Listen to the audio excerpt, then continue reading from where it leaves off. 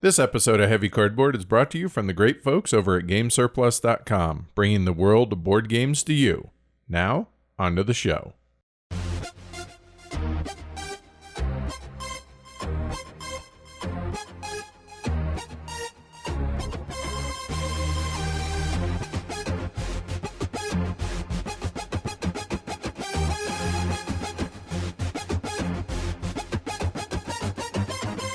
Heavy Cardboard, Episode 111, Tzolk'in, the Mayan Calendar.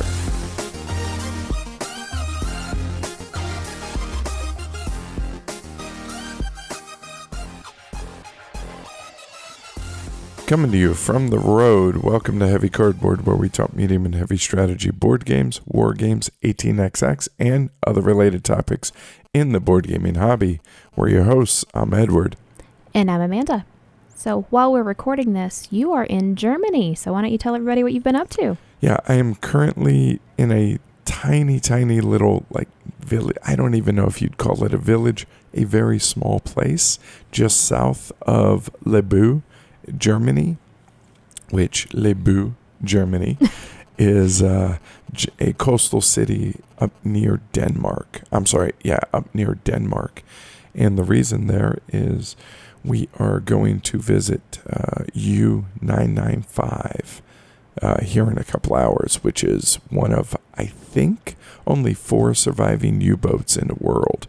That's really cool. It really is. It's not in the water. It's actually up on stands on the shore right near the beach, near the Naval Museum here in town. And super excited to go check this out. Wow. That's really cool. How often do you get to go see a U-boat, right? Never, really, honestly. Apparently there's one docked in Chicago as well that I was unaware of, but yeah. So. Well, I mean, you're a lot closer to the one you are going to see today than in Chicago. So yep, I think it makes more sense for you to do that today. Yeah. So I'm looking forward to that. And then from there, we're starting the road trip to Växjö, which I'm sure that's not how you pronounce it, but it's the best I got.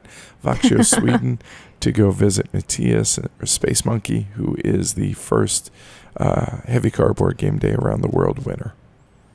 It's so exciting. I'm so sad that I'm not there, but hopefully in the future I will be able to go to these things. Sounds good.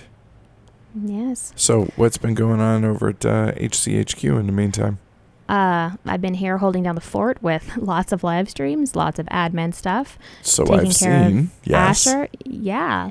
I am basically doing everything that you do when you're here, as well as live streams and my normal job. And I'm not sleeping very much, but I'm drinking a lot of coffee and a lot of rock stars. So I'm hanging in there. I appreciate you taking it on the chin for the team.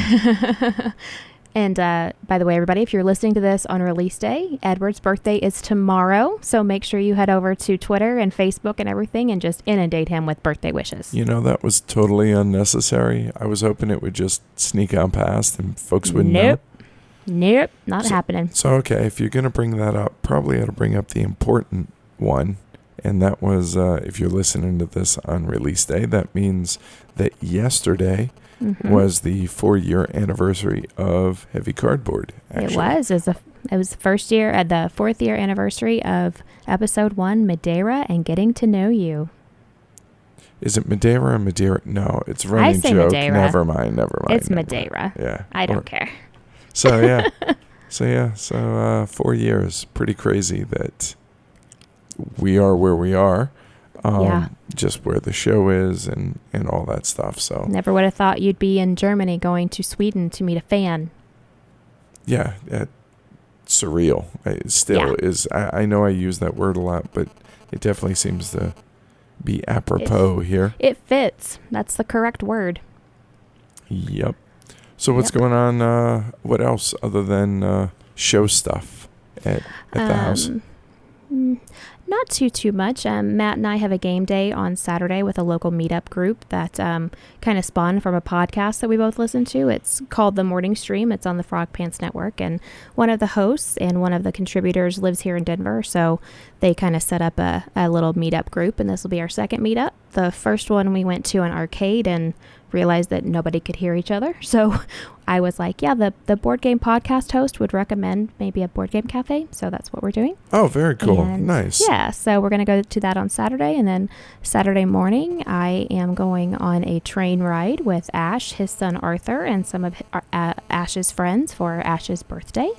We're going to go right around Georgetown and then go have breakfast. So I have a big, busy day on Saturday. I'm excited for you. That's pretty cool.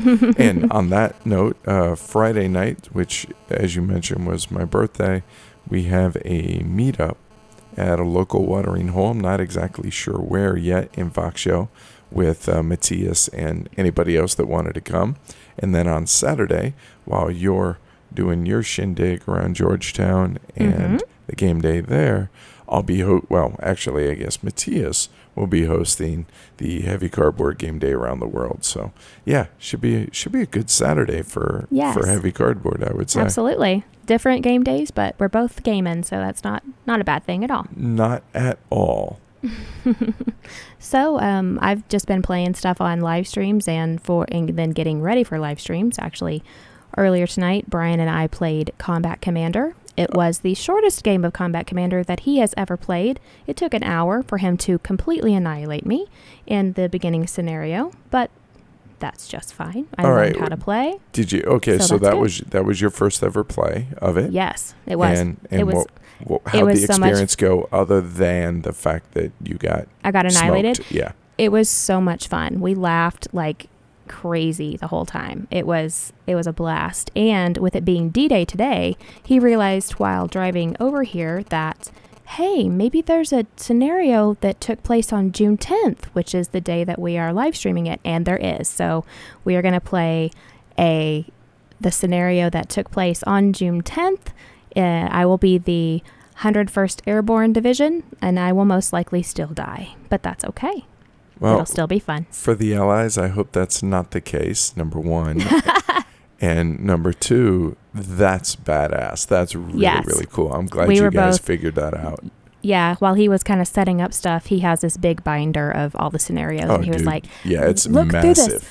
He was like, look through this and see if there's one with the date. And I found two. So he picked the one that he thought would be best. So very excited. So he's going to tell everybody that that's what we're playing so that everybody can get ready for it. It's going to be a lot of fun. I'm excited for that. I obviously won't be able to tune in probably, but after the fact, I will be sure to take a look at that because that's really cool. That's so that, let's see, that would be 1944. Let's see, 56 and 18 is 74 years to the day.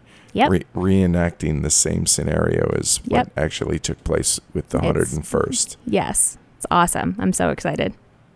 That's badass. Yeah, very cool. Yeah. Good on both y'all. Yeah, it's really cool. So other than that, I really haven't been doing anything else because I've been busy with Heavy Cardboard stuff. So what did you get to play while you were at the UK Games Expo? Anything? So at UK Games Expo, picked up a handful of games, but nothing too big because Luggage Space obviously is at a premium since we're on the road for a while still. But picked up a copy of Dice Fishing, which was all the rage, at least with Rand and James and me and a couple others at HeavyCon. Yes, it was. Miranda actually DM'd me and he was like, Smooks is saying that everybody wants this game. Everybody's so excited. And he's like, what's going on? Oh, you talked about it at HeavyCon. So that's cool. Made everybody want it. Yeah. Yeah. I tweeted out some stuff and I know Rand did. So that was cool. So got a copy of that. And then on top of that, also got a game of NewSpeak. And it's designed by Anthony Howago, Fiona Jackson, and Mark Stockton Pitt, and published by Inside the Box Board Games LLP, and actually got a play of that in with the Shut Up and Sit Down crew, so that was pretty cool. Yeah, so 3 of the players were really, really clever. And three of us were not so clever. Actually, I would argue 2 of the players were really clever, 3 of us not so much. And the 2 that were really clever where Paul, so it was Paul, Matt, and Jess versus me and Quinn's. Me and Quinn's, not so clever. Uh-oh. Matt, not so clever. Paul and Jess, very clever.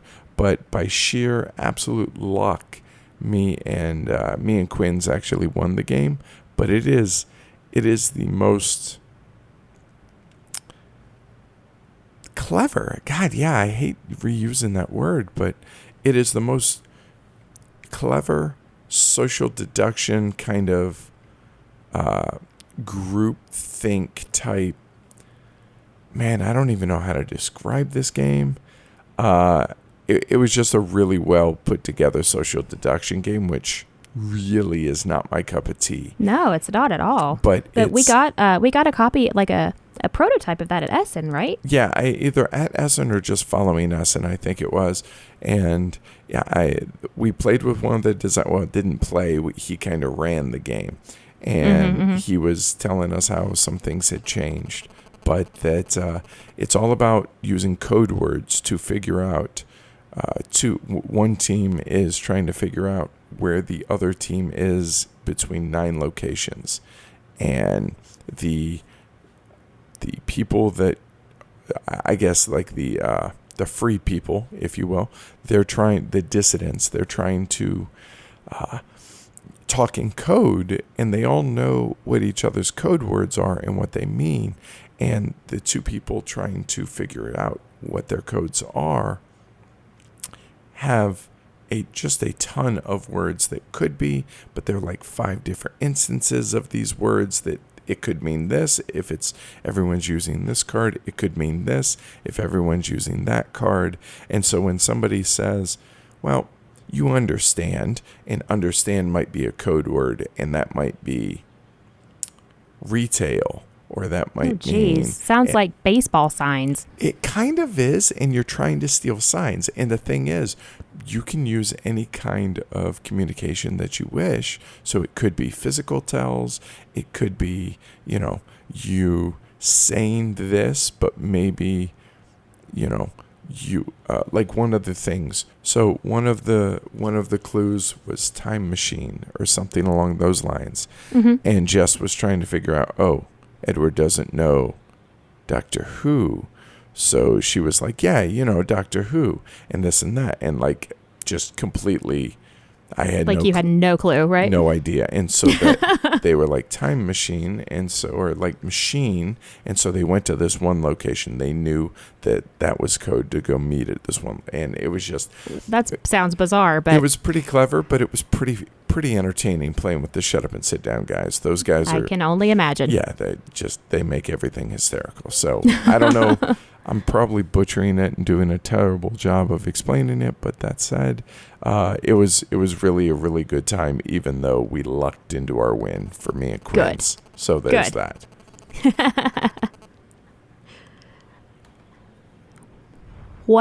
Did you acquire anything while at UK Games Expo other than dice fishing? There was that.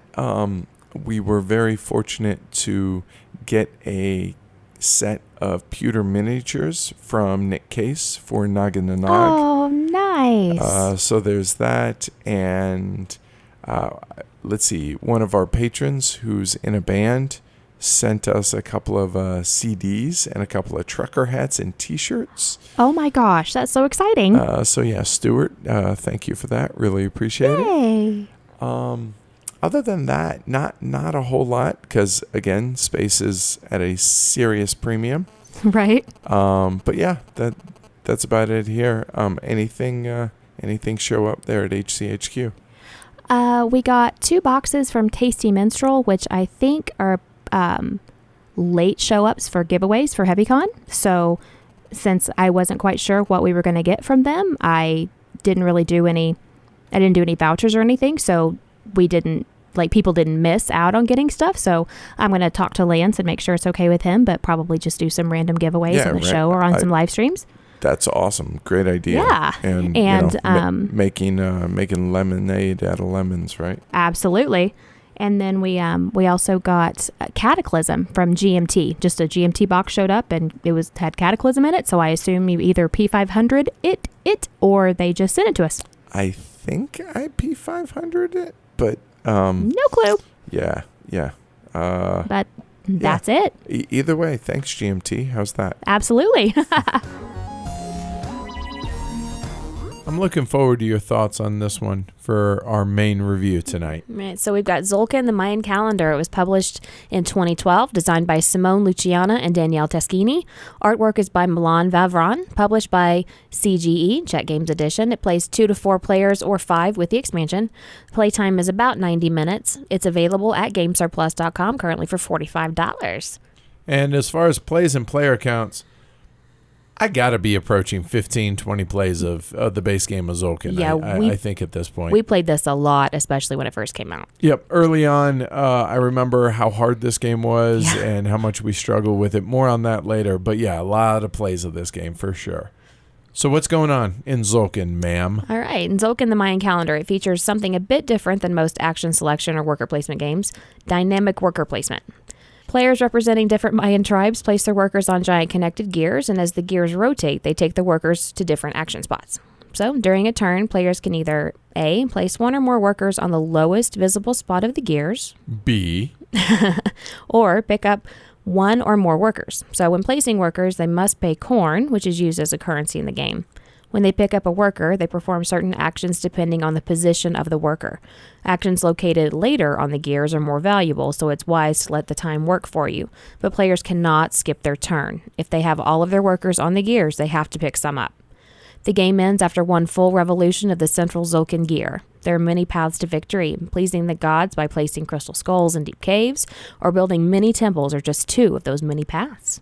So let's talk 5 factors give the game or contribute to the game's weight, complexity, planning, luck or random factors, game length, and getting it. Starting with complexity. The game presents itself as a thinky resource conversion euro and has a matching rules overhead. It's relatively straightforward. You get resources, turn them in for stuff to get points and advance on various tracks. Yeah, I don't feel like rules-wise there's a whole lot here, which is really, well, I shouldn't say there isn't a whole lot. There's a fair bit, but it all makes a lot of sense. Mm-hmm. And not to talk too quick about graphic design, but I feel like that helps with the easing of the rules overhead here. Early on, and we're going to probably say this a lot through this review, but early on in our playing career of board games, this was a really hard game for both of us. It was so hard. It's a lot less so now, but that comes with experience. And I feel like the rule book, they did a really, really good job of laying everything out. And I feel like that has added to the fact that the game rules-wise doesn't feel horribly complex. Place workers or remove workers. And when you remove workers, you trigger actions. Pretty simple at its core, and then it's just all the other side stuff around that. It's really straightforward. Now, the planning is where the game is going to get most of its weight from. Yeah, on your turn, again, you can do one of 2 things, essentially. Place a number of workers on the lowest available spot on the 5 gears, or remove a number of workers from any space they're currently on and take the actions. I mean, it seems simple, and mechanically, really it is, but the depth comes into the planning out of turns and planning out turns ahead to ensure that the timing of your actions matches both max efficiency as well as for what your overall strategic plan is, because there are multiple paths throughout this game. It's one of those to where doing a little bit here, a little bit there might not necessarily work for you, but having a plan, early on, based on maybe what your early resource tiles are, so on and so forth, and going from there and focusing on certain things is going to pay dividends of corn and victory points. So yeah, having a plan in this game certainly helps. Yes, it really does. There's now luck and random factors. I mean, there's not really that much by way of randomness. There are random buildings as like refill and random monuments and stuff, but those only come out pre-game. Right. And so, yeah, it's pretty much what you see is what you get outside of, the first half of the game has certain buildings. The second half of the game has other buildings, which are just better versions, et cetera, or whatever. So other than that, it's all open information from that point forward, outside of the very beginning of the game where you get dealt, I think it's 4 starter tiles, you select 2 of them, and those are your starting resources. And it kind of gives everybody an asymmetric start. But actual in-game play, what you see is what you get outside of, what order or what buildings come out. As for the game length, it adds a little to the wait as the game plays in it generally feels like the right amount of time. It doesn't feel too long or too short.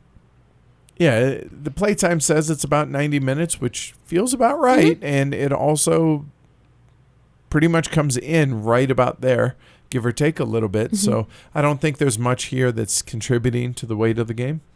All right, what about getting it? A couple of turns, and you're going to see the mistakes that you made and probably want them back. Yes. Then see, the quarter mark of the game for feeding your workers and scoring the temple tracks. And again, at the halfway point for resources versus points and how those score. And seeing how when somebody takes the start player action, they can once per game, possibly again, but more often than not, do a double jump to accelerate the speed of the game and cause a feeding day to happen quicker, et cetera, et cetera. But outside of that, a couple of turns, I think, overall. What about you? Yeah, that's what I think. And you definitely are going to want all of those mistakes back that you made, because you will make mistakes and you will be very sad that you did. All right, so ultimately the game falls in what weight range, would you say? So this is where the BGG weight ratings, I feel like, can sometimes skew folks into anticipating something that they shouldn't. Because on BGG, it's a weight rating of 3.64 that feels awfully high. And I think likely a product of when the game came out. The fact that the game came out 6 years ago now, so in 2012, if the game came out now, I think it would be much lower in the 3 to 3.2 range. Yeah, I could see that for sure. And I think because it was early on in the golden age or the boom of the thinkier or heavier euro, and things started to ramp up in 2012, I feel like that weight rating has been skewed because of when it came out. Yeah. So for me, I would say medium, heavy. No, somewhere in between that. Maybe a hair north of medium, but not medium heavy. Yeah, I would say the same thing. I mean, it used to crush my brain. It used to crush both of our brains, but now we use it to cool down after another game. And it's amazing how much your view changes when you've been playing games for 6 years. Yeah, crazy, isn't it? What about the cardboard, the components and stuff? I think overall, really solid components, thick cardboard tiles for the player aids, the buildings, the monument tiles, and honestly, just the rest of the components in general. Yeah, the wooden cubes are to represent the resources are solid, and the crystal skulls for the Chichen Itza gear. That's a nice touch. Yeah, the crystal skulls are pretty clever. They are. The resources, they're wooden cubes, they're just cubes. Whatever, for wood, stone, and gold and whatever. And I know that I think it was the wood and the gold were a little close in early printings of the game, but neither here nor there, whatever. However, component-wise, the one real gripe, well, 2 gripes kind of that I have about it, was they chose to do a gloss finish on the board, which I'm never a fan of. No matter what your game is, get away from the glossy board, because if, God forbid, you're actually in a well-lit space when you're playing, it reflects light. It's just never the right idea. Just don't do glossy boards, please. No. And the original version of the game had puzzle boards that fit together, but those had issues. Yeah, they would tear and stuff. Yeah, and we actually had to get a replacement board and all this stuff because the gears are, I say permanently installed, but you're never going to take the gears off unless you're going to paint them maybe or something like that. So because they're permanently attached to the board, putting the game away can be a bit tricky, and the corners of the various puzzle pieces of the board get dinged because it doesn't sit flat and doesn't sit right like a typical board does. Outside of that, though, I think components are pretty solid. I would agree with that. And the box size is like a normal, square box, 11.8 by 11.8 by 3 inches or 30 by 30 by 7.6 centimeters. It's just a normal Normal box size. Nothing special there. What about the graphic design? I think it's really solid. Yeah, it's consistent throughout. There's a little bit of confusion on the board on the actual monument track I found the temple track for how the scoring works. Is this the end game? Is it mid game? Right. Is it whatever? Outside of that, I felt for the most part the graphic design's pretty consistent and pretty good throughout. Yeah. The artwork is beautiful. It's very, obviously very specialized to what the game's about, but I think it's pretty and very well done. It's evocative for what it is that you're doing. I mean, ultimately, it's a resource conversion, recipe fulfillment game, worker placement as well. That said, yeah, I think the artwork's done well. I just am bitter about the glossy finish on the board. But no, the artwork's fine. And I think we would be remiss if we didn't talk about some of what you can do with this that you can't do with a lot of regular board games. And that is paint the gears. Yes. Now, I know, everybody and their mother, it seems, paints minis and all that for games with minis. Well, we don't play a ton of games with minis. So the opportunity to paint things outside of like ships for container and stuff like that doesn't really come up. The gears here, though. Dude, just Google Tzolk'in the Mayan Calendar paint or painting, and some of the stuff that people have done is just unbelievably good. Incredible. The key here, if you are going to paint the gears, is the sides of the gears where they actually interlock with the other gears. Make sure you don't paint those because it can get a little gummy and clog up the gears. Outside of that, though, don't ever not play this with painted gears. Take the time and either have somebody paint them or paint them yourself. It adds so much to it. It really does. It's the same idea that adding the Safari Limited minis or little rubber figurines we did to Dominant Species. Just little stuff that you can do to pimp the game. That's a special one that I think the game really benefits from. Yes. When you do. Just from an aesthetic standpoint, it does nothing for the game itself. Not a thing, but it looks really good. It does. So yeah, I love the fact that there is so much creativity out there. So I feel like that kind of fits in the artwork part of it. Yeah. And the way they actually printed is that or formed the actual plastic gears themselves and the intricate designs that lead to the painting that's on there. So really well done on that. It really was. You spoke a little bit about it earlier, but the rulebook clarity and quality, what'd you think about that? Yeah, I think it's a really well done rulebook. I thought it was really clear. Now, to my defense, it's been a long time since I've read fully the rulebook. Although, getting ready for the live stream, I did refresh on the rulebook, and I noticed that I had no problems getting through it. So there's something to be said for that. The fact that there were decent rulebooks, even going back as far. I say as far. It's only been 6 years. But no, overall, I think it did a really good job. Some of referencing isn't always the easiest on finding a couple of little niggling details here or there. But from learning from the rulebook, I think, well done overall. Awesome. It's CGE, so I kind of expect that. Right. I don't know if Paul Grogan of Gaming Rules, either. I don't know if he was there back in 2012, but I know he has been with CGE for a while since then. So I kind of expect that now from CGE. So that's obviously a company that takes pride in what it is that they're doing when he edits their rule books. Yes. Setup, tear down, teaching, learning, that stuff. Setup and lots of baggies are going to be your friends for this, for the different resources, the corn, the player pieces, et cetera, et cetera. Setup's pretty straightforward. You just make piles of stuff, or if you have little gaming cups or whatever, do that. And then from there, the only fiddly part of setup is having to put the corn underneath the wood and the individual chits on the first wheel, the first gear. Outside of that, it's really not too bad. And as far as teaching, explaining and emphasizing how important emphasizing the importance that on your turn, you're either placing workers or you're taking them off. Some turns you want to do both. Other turns you would like to do neither. So sorry, you must do one. And stressing that goes a long way. And the fact, explaining how to feed your people, at the quarter point of the year, as well as the cost. And the player aid does a good job of this, explaining the cost of placing more than one worker. And then just explaining what the different resources are and how things interlock between, okay, you get these resources here, you can build these buildings, you can build these monuments, you can expend them for moving up Chichen Itza gear and all the victory points that can give, as well as the temples and monuments, and you're good to go. Yeah.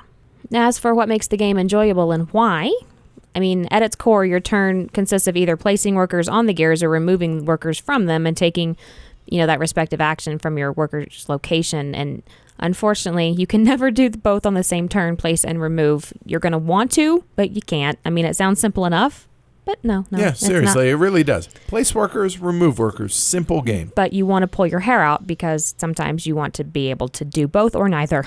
And like most other worker placement games, the order in which you take your actions to best maximize their effectiveness is key to winning. I mean, that's obvious. I mean, Tzolk'in's no different than any other one. Yep. However, with the gears rotating around, getting your workers to be at all the right places at all the right time, trickier than you think. Yes, and you have to, you have all of those other players thwarting your plans. How dare there be player interaction on those? I know. You have to carefully calculate the number of gear movements that each worker must ride the various wheels on to get to their desired actions, and that's much easier said than done. And on top of that, there's also as I mentioned earlier, the ability of players to really mess with you in a sense that, you were planning on getting more corn or doing this or whatever to be able to feed your workers. I'm going to double move the gear one time by taking the first player marker. And that can be a really devious little clever little thwarting of other people's plans that you either do or don't take into account on things. And, doing this right before a food day, watch your opponents give you all kinds of glory to Rome's. Yeah. So I was scared, in early plays before having played this, that the gear is a total gimmick, right? Mm-hmm. It's kind of like the folding boards and keeper. Is it really necessary? I would argue, no, there might be another way to do it, and I'm sure there is. But it works really well for what it is. Not a gimmick at all, and I think it adds to just the uniqueness that is Tzolk'in, and the general feel of the game and how the passage of time is marked in this game. The fact that you can actually see your workers working longer days or whatever as they advance up these different gears to get more lucrative or better options for their actions that they're going to be taking. Removing workers from the gears is when you trigger the available actions of the workers, and you can do so in any order that you choose. And chaining actions is so amazingly satisfying when you're able to actually do it. It's so good.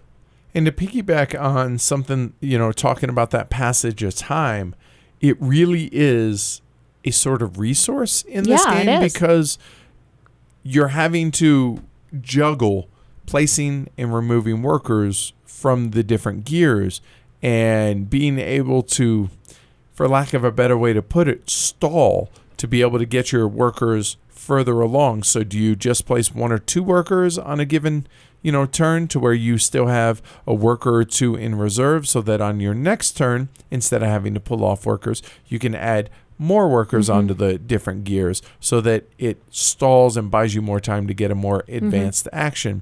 Or is it, okay, I put a couple, I take one of them back maybe, and then on my next turn I add a couple more and maybe I take one of those or so off. And meanwhile, that early first turn worker, he's just kind of taking his time, working his way down the gear to where now he gets that really lucrative, whether that's a resource or whether that's being able to build a monument or a building, et cetera, and being able to take advantage of some of the really high-level, valuable actions and being able to juggle that. That goes back to that whole planning and whether or not you can maximize the efficiency and being able to take the luxury of keeping that worker on a given wheel for as long as you personally need them to do.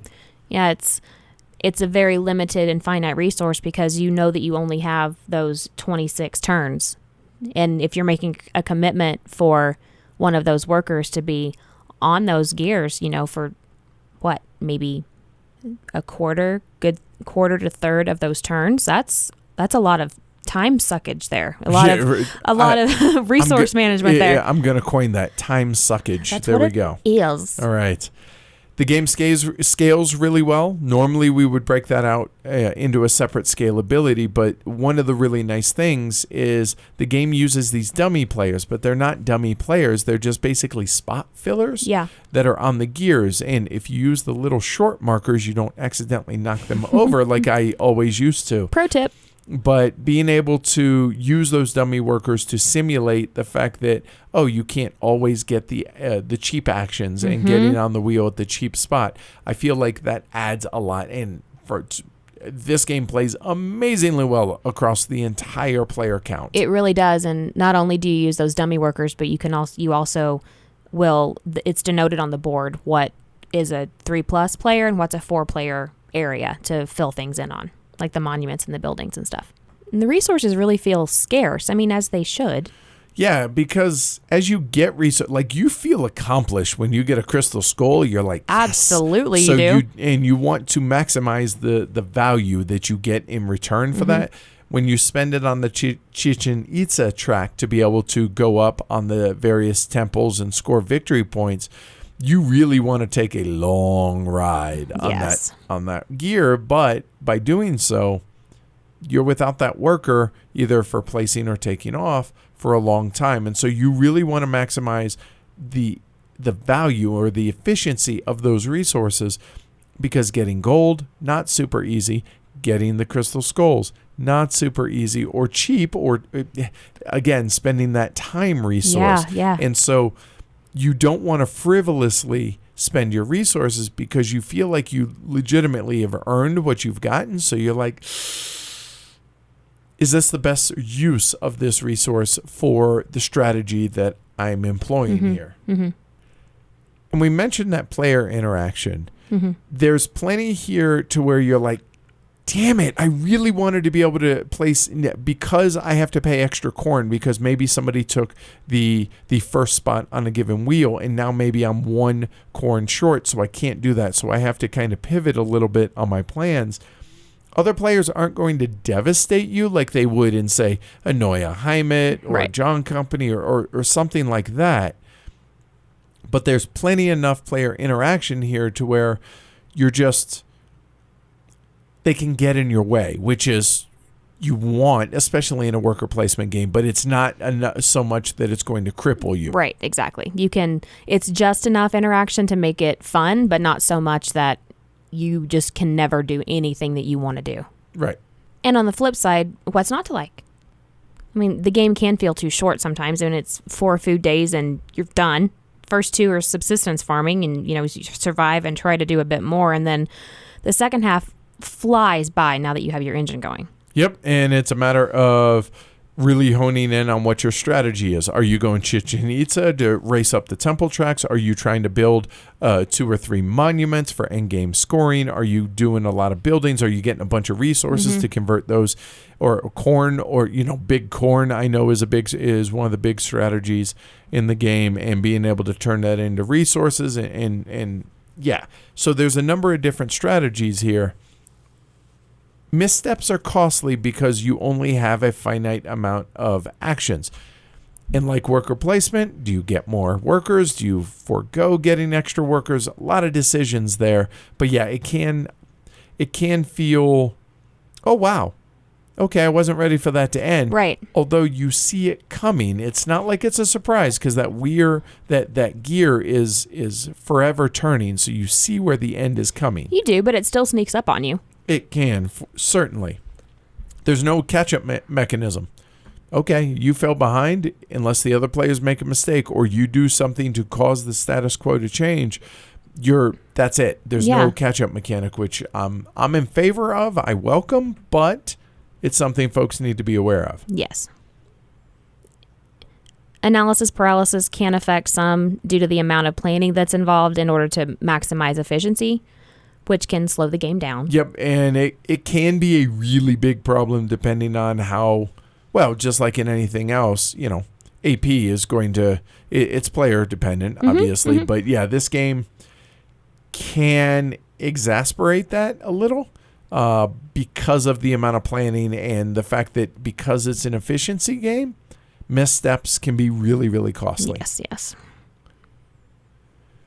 New players are going to get smoked by old players almost across the board just because of familiarity as well as you understand the strategies that are involved, and new players won't necessarily. I think that's going to be the case in a lot of the games that we play, but it definitely is the case here as well.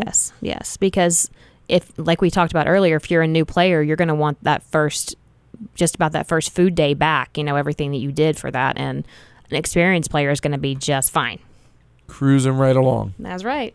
Poor planning will ruin you in this game. It's a true #plan better game. It really is. Again, because it's that efficiency of actions, you better be planning well and trying to maximize what you can do. But again, that's where that player interaction can kind of thwart your plans and cause you to make lemonade out of lemons. Yes. But yeah, I think that's a pretty good point there. All right, now for Edward's favorite part of any review we do, the comments. It is, comments from BGG, yes. Yes. All right, so first one. This immediately grabbed us and didn't let go. Worker placement is not even our favorite mechanic, but these cogs are just deliciously clever and fun to play with. The ebbs and flows feeling of placing and displacing your workers is very satisfying once you get the hang of it. And there's even a second layer on top of that, coming from the 4 feeding turns and the related bonuses from the gods you'll strive for in preparation to them. It just flows beautifully. I think it's pretty solid, yeah. Moderately enjoyable midweight Euro that I'll play on occasion, but only if I'm asked to. The timing mechanism of placing workers on gears and deciding when to pull them off is the most interesting thing here. On the downside, the number of viable strategies in this game is pretty limited. Repeated plays often feel samey. I felt like I'd seen everything this game had to offer after just a couple of plays. Ouch.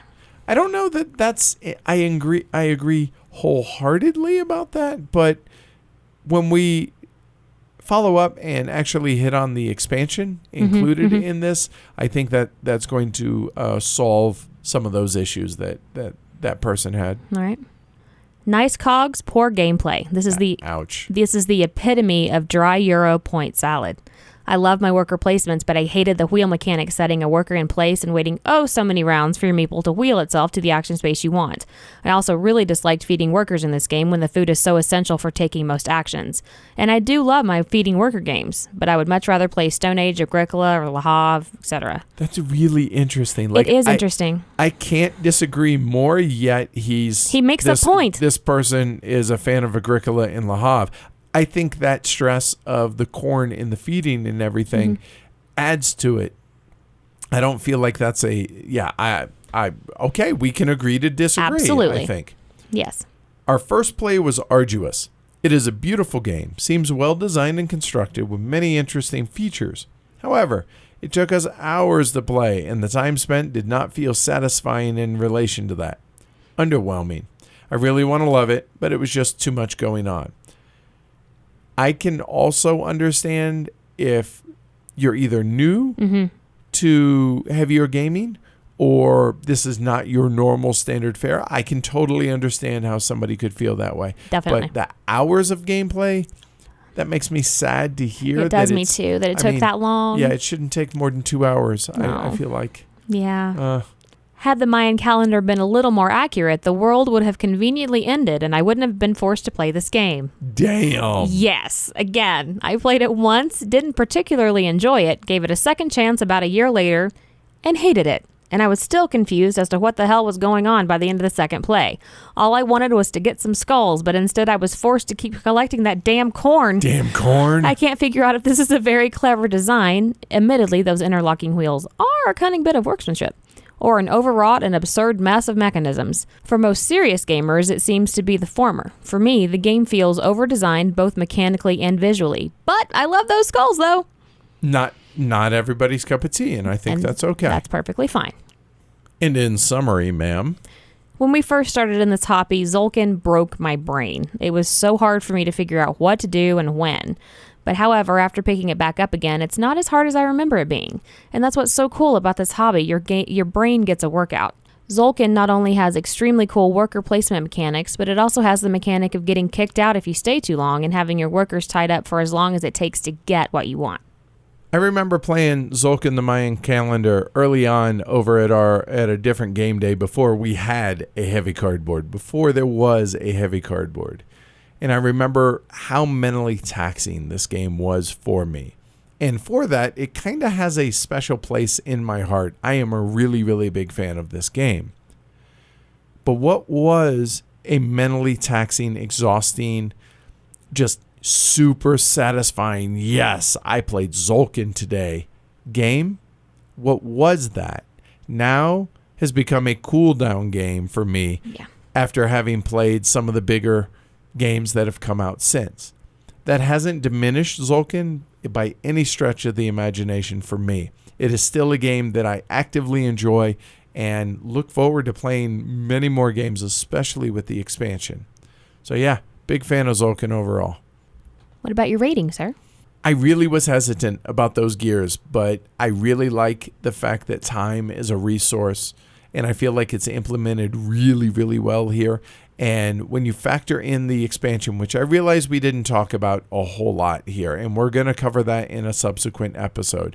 But with the base game, I think I got enough plays of it at this point to where I feel like it does get a bit samey at this point. Mm-hmm. So I would say for the base game alone, I would give it a solid 4. With the base game and the Tribes and Prophecies, I think is what it's called, expansion, I think that would kick it up to a 5. And we'll explain that down the road. I think I'm going to have to put it as a 3 because by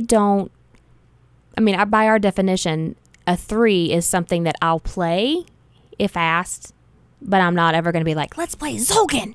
I'm just not. Really? This surprises me. I'm just not going to. I mean, I like it, but it's not. There's other stuff that I would rather play, but if somebody wants to play it, I'll play it, but I'm not going to be the one to pull it off the shelf.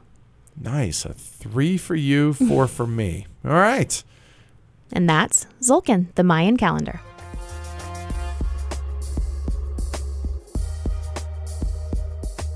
All right. So I am off to go check out a U-boat.